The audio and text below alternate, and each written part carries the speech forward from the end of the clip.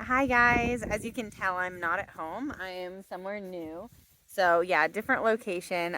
We are on vacation right now. We mostly went to visit with family. So we had the opportunity to see my mom and my grandma. So my son's grandma and great grandma. And it's really special because it's the first time he's having the chance to meet my grandma.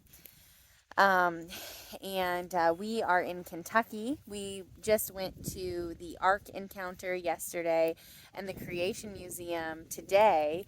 And it was really, really fun. So it's an exciting opportunity for us too because it's, hi, buddy. It's a closer chance.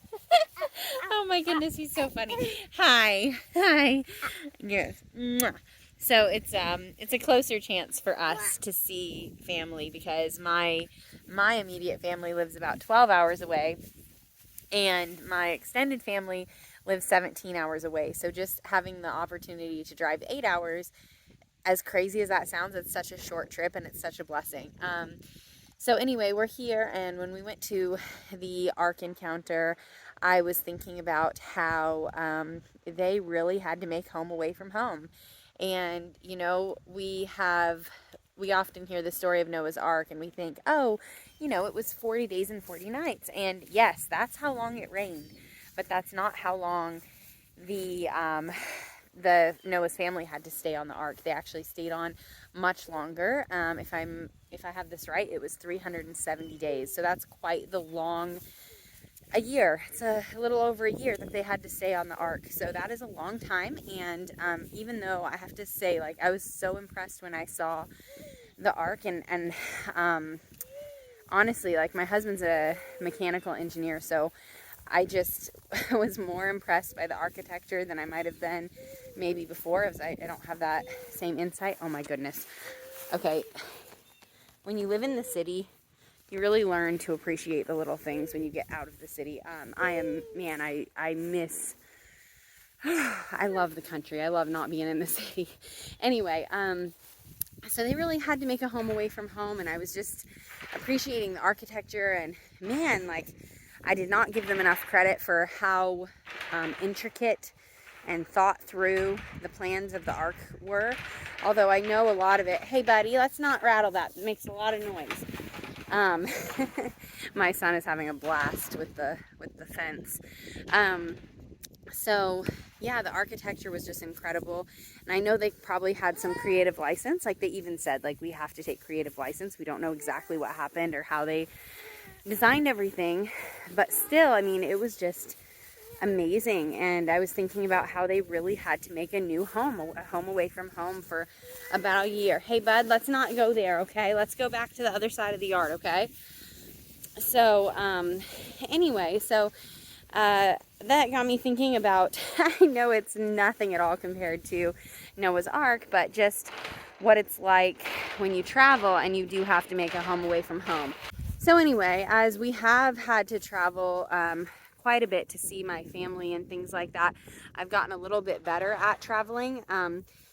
My husband and I are homebodies. We are not huge travelers, so don't think that this is going to be tips about how to take your kid on an airplane or anything like that. We are not experienced with that, but we do take long drives to see family sometimes, like I said, usually about 12 hours. So I was just thinking about how being a homemaker is much more than just making a pretty house. We hear the old cliche, home is where the heart is, and I think that's really true. We wouldn't make it a saying if it wasn't something we said all the time, because it's true. So how do you make your home a home away from home?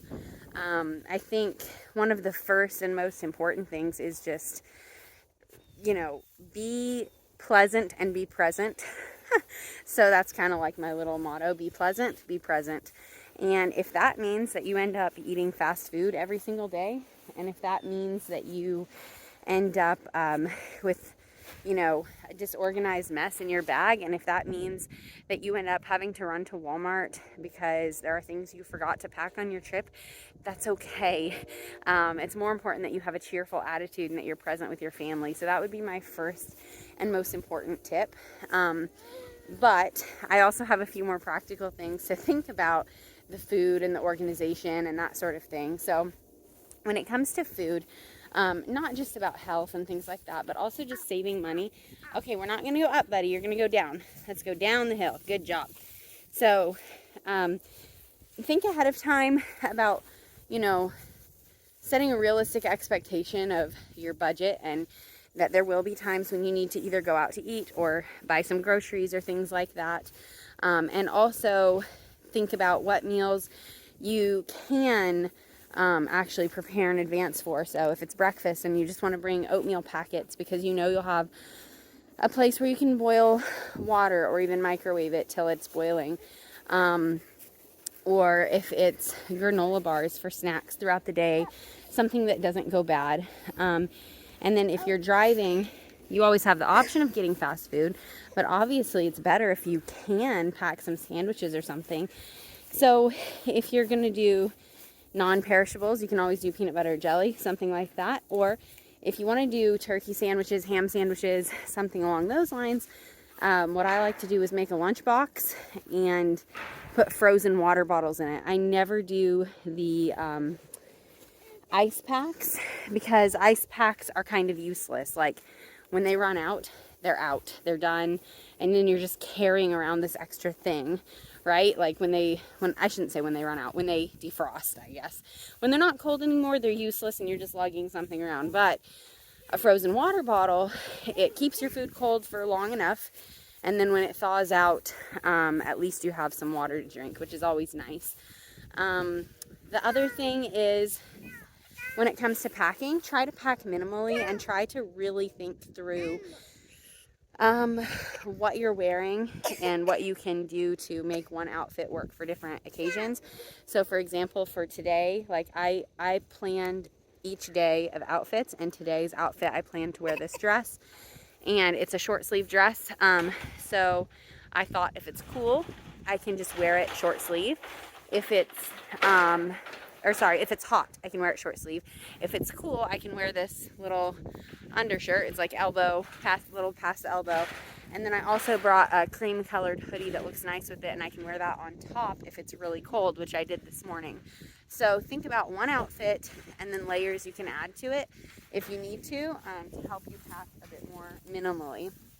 The other thing I want to suggest is to always bring a laundry hamper, and I use that term very loosely. Like seriously, some Walmart bags works, or some big trash bags if you want a big trash bag, whatever suits your needs.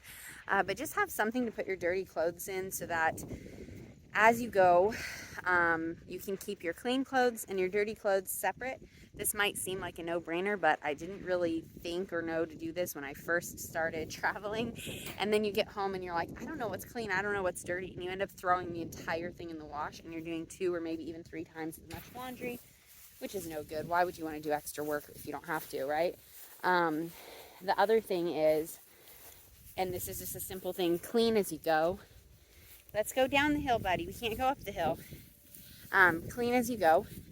So try to keep the atmosphere homey. I really work on this. You know, when you're in like a hotel or an Airbnb, a bed and breakfast, even a family member's home, whatever it is, you just don't have a place for everything the way that you do at home. So dresser drawers and all that sort of thing. I cannot see anything right now, so I really hope I'm in frame. But anyway, so you just clean as you go. Like, you know, you take your clothes off, you change it into your pajamas, fold them, and either put them back with your clean clothes or throw them in the dirty clothes basket that you brought with you. You know, you get snacks out. Make sure you have a designated snack bag. If you have children's toys or books, make sure you have a designated bag for that. And even if you consolidate everything into one big bag, at least you have like some sort of compartments to keep them in. Is really, really important. So yeah, those are kind of my big tips. And then with all of that, I'm just going to say it again because it's, I think, extremely important. You have to be flexible. If any of your plans don't work out, it's okay. You're on vacation. Have fun. Don't stress over it. Don't make it a big deal. Be a peaceful space.